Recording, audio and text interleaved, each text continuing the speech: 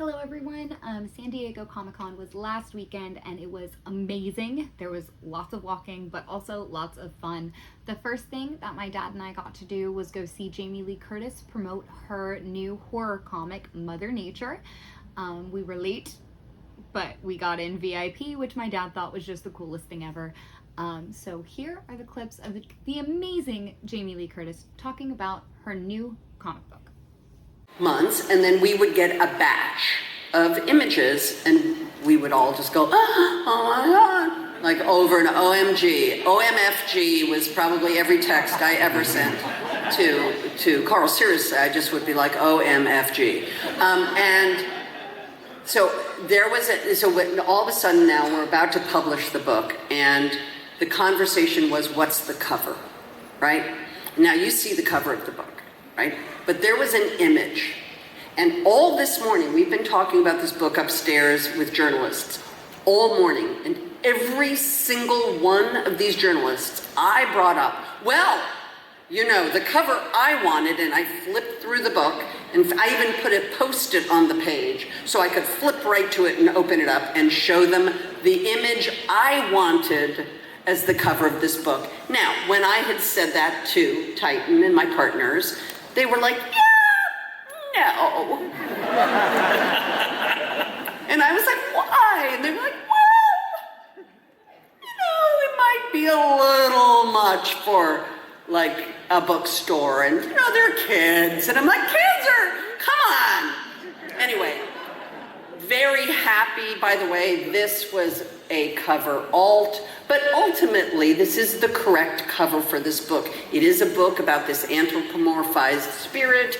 It is about women, blah, blah, blah. It's the correct cover. So all day long I've been saying, but this was the cover I would have chosen. And then when we just came downstairs and met our publishers for the first time, because they're from England, Carl and I met for the first time in person today. We are heading into a very, very dangerous place. And who I relate to, I wish I could say I related to the rebel, but I was a very good girl, like a really good girl. So I probably relate to Nancy, who is the engineer who's trying to do the right thing, even though a little compromised. But we're human, so we're all compromised because no one exists without compromise. So thank you for your question. Well, thank you. The original version of this, you ready for his name? He's not in the script, by the way. He got excised by Russell. But the original father, who was the original engineer, Track Denton. I mean, come on! I loved him. So no, I didn't know that, but I'm, by the way, Meant to be. like many things in my life, meant to be, and I just have to stay out of the way of it. Part of the process about making the graphic novel you love the most? What was your favorite part? What was my favorite part? Geez, I don't know. I mean, I love every stage of making comics, you know, like I love the penciling, you know, I love the inking, and, you know, I love thinking about the color and, like, you know, how that, like, relates to the composition, like, you know, how it, like, leads the eye, like, across the page. I mean... Yes. Oh, the hailstones to the head. There it is. Look. Yeah. There it is. Hailstones. What a way to go. You're someone who... Another happy moment from your career and, if possible, in your personal life, a very happy Uh-oh. Well, I'm the mother of 2 children. Those are happy events in my life. You know, I have 2 daughters and they're still alive. So as far as I'm concerned, it's a win. You know that, honestly, you're gonna think I'm lying and I don't lie. There's a great quote. I use it all the time. Please forgive me. If she sues me, you guys were witness. I gave her full attribution. There's a novel. It's called Special Topics in Calamity Physics. It's a terrific mystery novel by a woman named Marisha Pessel. And in the middle of that novel, someone is talking about, one of the characters is talking about the way life progresses. And they're saying how everybody thinks that life progresses because it's like where you went to school, who you married, what your first job, your starting salary. And she says, it isn't, and I quote, "Life hinges on a couple seconds you never see coming. And what you do in those seconds determines everything from then on, and you won't know what you're gonna do until you're there. That is my life." That is beneath the ground in the Navajo Nation. So that was a really exciting chance to be given this story and to be trusted by our advisors to treat it well. So. Thank you. I mean, it was tremendously important to us to support this very important message that you're delivering through the medium of entertainment, but it's absolutely suffused on every page of the book what you're actually saying and what you're openly debating.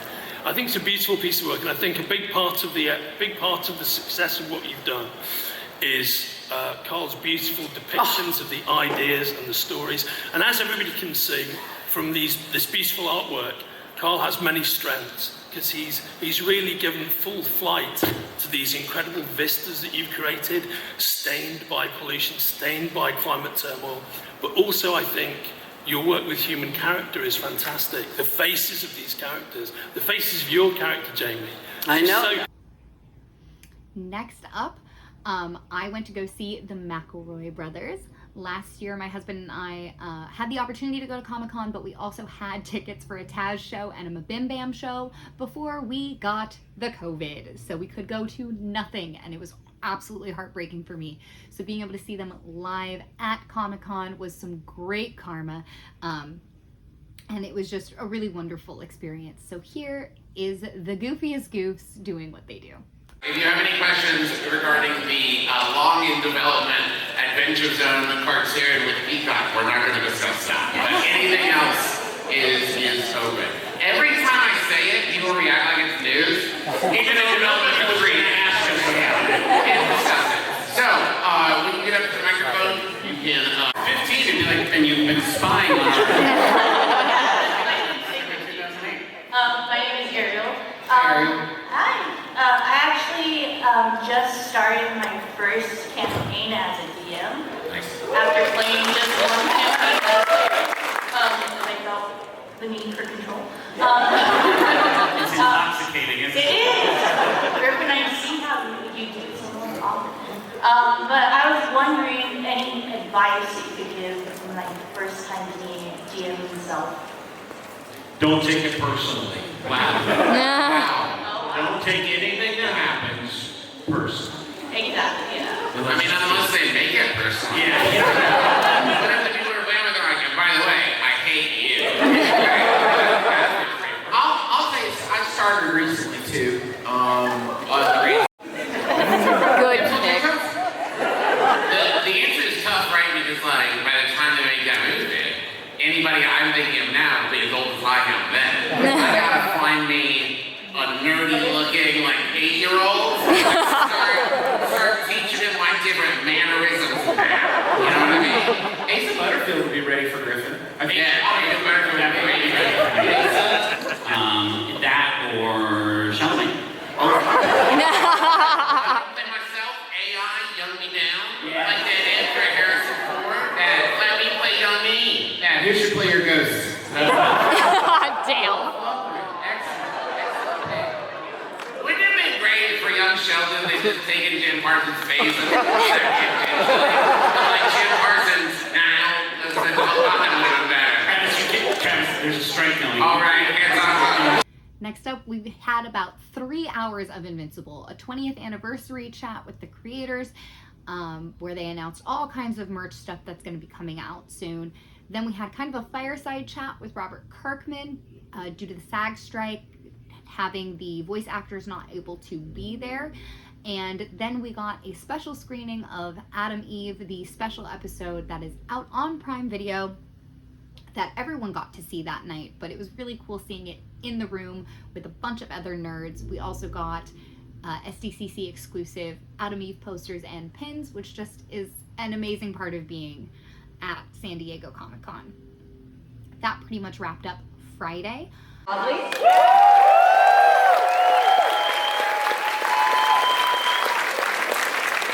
Skybound Animation's head of studio, Marge Dean.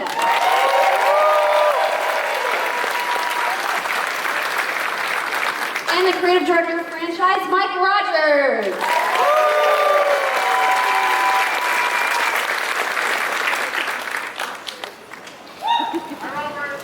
How's everyone doing? Yeah! Thank you so much for coming out for this panel. I am a huge Invincible fan, just like all of you. It gives me great pleasure to introduce Robert Kirkman. Hey!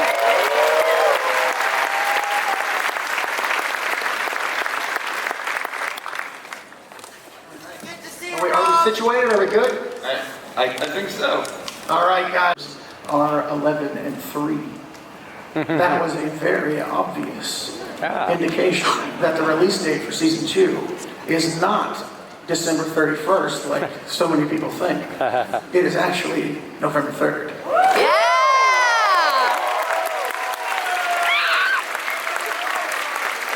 So, on November 3rd, we will be debuting the first episode of season 2. And only the first episode of season 2. I am a firm, don't you dare grumble. I'm a firm believer that the weekly cadence of television is community building. It gives you the time. It gives you the time to digest the show. It gives you the time to talk to your friends. Oh my God, did you see that? Oh my God, I can't wait till next week. It gives you that time to anticipate the next episode, to think about the next episode. And I think that streaming the entire season at once has...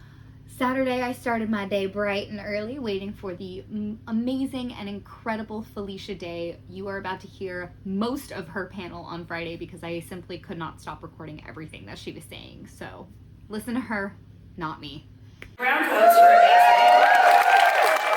They actually lent me their booth several times before we got our own space and let my cast sign there of a named thing that I did. And so we got our own booth, and I remember bursting into tears on the in our corner because I couldn't put an IKEA shelf up for shirts. And I was so frustrated, and it was like actually a highlight because I don't know what I was doing. We had no idea. We didn't even know that we needed to pull around the back to drop off our merch, and we got in trouble with the police. It was like so hard. But then we also got in trouble because, I don't know, it was like a big company complained that our line was so long it was blocking their booth. So we had to move our line to a whole other area. But every step of the way, Comic-Con has really been accommodating and been so lovely in my indie, naive, gutless spirit, or gutful. I'm full of gut. So anyway, this is amazing. I haven't gotten an award in so long. Starbucks. Oh, usually SH. Oh no, PHY? SHAE? I didn't even go there. FELE, yeah. I have people who are actually business associates. Alicia, I'm like, you could have at least spelled their word. Right, it's in my signature line and my email address. No, never get a keychain. Never.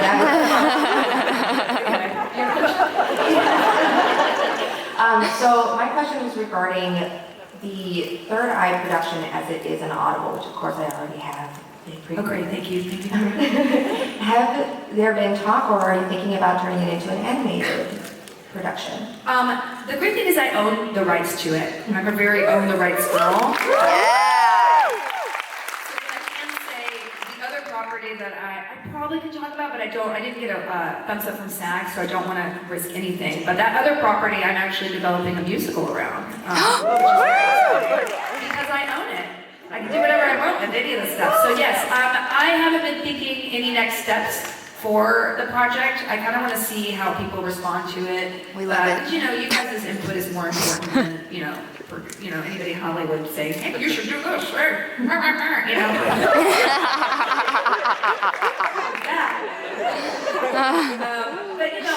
I do love the world so much, so I cannot rule out, doing something with the stories and the characters, whether it's more audio, comic books, other visual medium.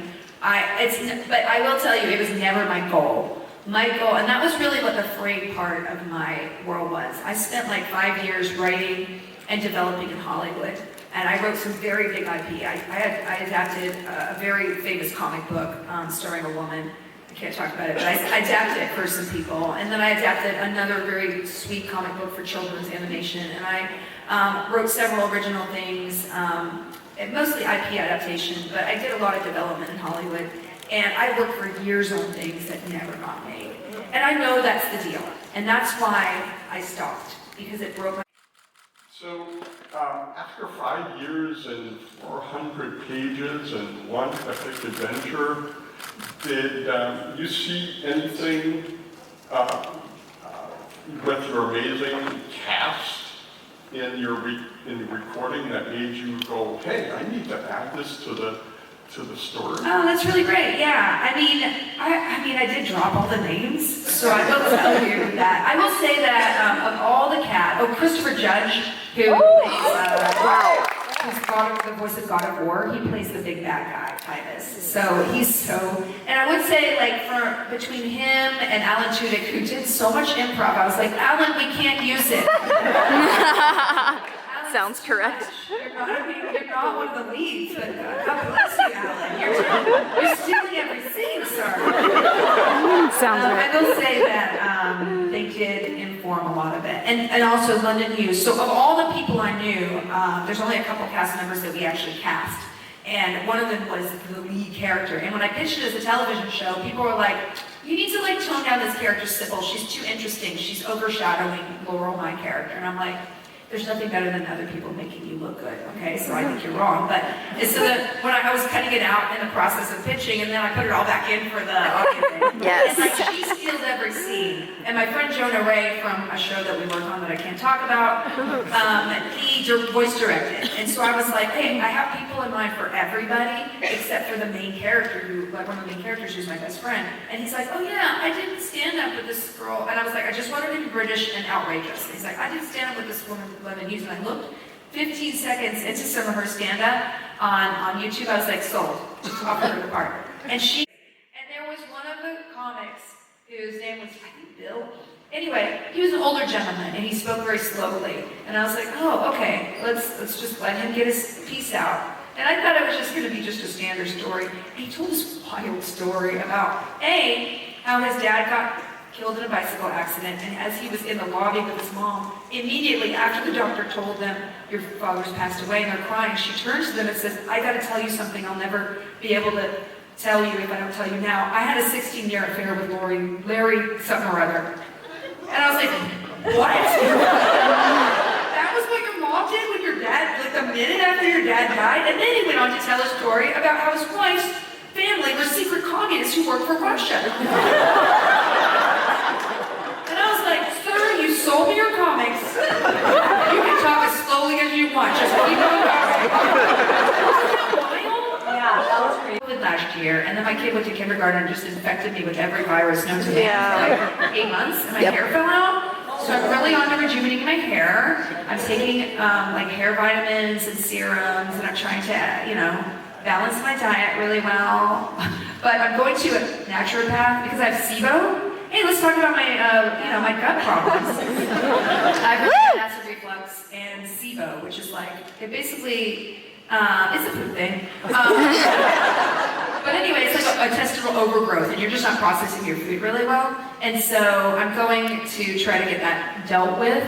But I had to do a food diary for the last 3 weeks, and unfortunately it coincided with my birthday, 4th of July weekend, going to San Antonio and eating all the nachos, and Comic-Con. So must think I'm a pig. Birthday cake, shortcake, chocolate cake, grapes. You've done so many many different kinds of creative media, TV, YouTube, writing, streaming on Twitch, podcasts, voice acting, audio. Things I can talk about now. Yeah. What drives you to leap into different creative areas rather than just stick to one? Where do you think that motivation comes from? I think a lack of knowing myself enough to settle on one thing. As I said, I was a squishy child, and I really sought to please everybody with everything. And actually, that's a theme of Third Eye. The core of Third Eye is about a failed prodigy or a genius who's no longer a genius, you know? And I was a child prodigy with violin. I was really, really good at it. I was also really, really good at math. You're a double major, yes, we know. And everybody had huge expectations on me. And I never was, the pressure was so much internal, but also external, to kind of perform and be that prodigy. And when you get older as a prodigy, it was really interesting because I researched a lot psychologically. It's really devastating to you because you're known to be an overachiever at a younger age than most people. But when you catch up with most people, you're not so special anymore. And like if your whole identity is about being special, then how do you deal with not being special anymore? And that was the core of Third Eye and the core of kind of my life a little bit. That's why I never tell my kid, you're special or wonderful or anything, but she's also just a complete a-hole a lot. That about wraps it up, but we do have some clips from the Women of Marvel panel and the Rachel Smythe panel. So if you're interested in either of those, they're tacked on the end here. Thank you. Did I cut my head off for the entire? People, specifically women and non-binary folks, to stand up if you are interested in writing comics, in writing TV, or working in the industry. I'd like you guys just to get your commute game back going, and we're going to talk a little bit about what's happening on the season this year. So as you all know, every season has kind of a theme around it, and this year we're going to be doing a bunch of cool character spotlights. So all of your favorite characters, your Jean Greys, your Gwen Stacy's, of course Kamala Khan, all kinds of other characters that we're going to be talking about. Sana, you're a little bit involved in some of that, right? Do you know anything about what's coming up on the season this year? Totally, yeah. A lot of cool stuff. I have no idea, actually. But it is, again, Judy Stevens and I started the Women of Marvel podcast. She's right there. Oh my God, what's up, Judy Stevens? Big hand for Judy, yes! Fun out of the Women of Marvel panels, actually, that was so successful. And so there's a lot of great, oh my God, so many fantastic characters across the Marvel universe. It's so good to be back, guys. Can I ask a favor? Can we kick off? This is how Judy and I used to kick off. I saw it. She had no idea they were doing a trailer. About Pokemon. I worked in comics for like 10 years, and I never got a trailer for any comics. I was pretty upset. But no, we're sort of her and Sabir were side. Sabir actually worked on the series, on the TV series with us. He was in the writers' room, and fun stories how this transpired, if I'm going to make her give me credit, is we were on the way to an event together, and Iman used to show up on set with a crazy book of like ideas, like it's very cute, kind of creepy and strange. But she lost her. She's like, I don't understand. Like this, and like read like a notebook, and would sit in Video Village, which she was not supposed to do because she did not have a chair in Video Village. Run through ideas, and she's so smart, so talented. And I remember on the way down, I was like, Iman, why aren't you just writing? You should be writing a comic. Like, what's happening? She said, oh, I don't know. Like, are anyone gonna let me? I'm like, yeah. She's someone who has all these ideas. She's been making films on her own. And so we made it happen. I, reached out to CB and like, is this something that's possible? And she's so excited, and I think Sabir has really been guiding her through the process and helping her hone in on the millions of crazy ideas that she has. But she knows more than most people about Marvel Comics history. It's pretty insane. But these covers are incredible. About what's coming next and what it was like to do that. Let's talk about what's happening now, which is Ms. Marvel's on on Disney Plus currently, and we also will be airing it on ABC this August. Very exciting news. First Marvel series to be on ABC, which feels kind of crazy and wild. I don't know, it's pretty wild to be here. I have to say, like, I feel like I started at Marvel in 2009, and I remember talking at these panels about how there was only one female-led title when I started, and then they disappeared. And now to come back, I left for the studios about 3.5 years ago, and now to come back and just kind of see all the amazing, incredible work that people have continued to do. Like, I'm just so happy to be on the stage with you guys. A lot of it is thanks to you guys, because I remember back in the day, we used to have these panels and we'd say, you want more content like this, please go by, tell your friends, and you have. So thank you for doing that, really, it's amazing. So yeah, Miss Marvel, I mean, it's you know, it's been such a trippy ride. I'm really proud of the work that we put into the show and the reactions and response that we've had. I mean, she's very, very special. She's such a beloved character, I think, now in the Marvel Universe. And I would say, actually, the fact that we had the Death of series kind of indicates that how important she is, because you only do that to iconic characters, so it's a really big deal. She's going to be in the Marvels. Yes!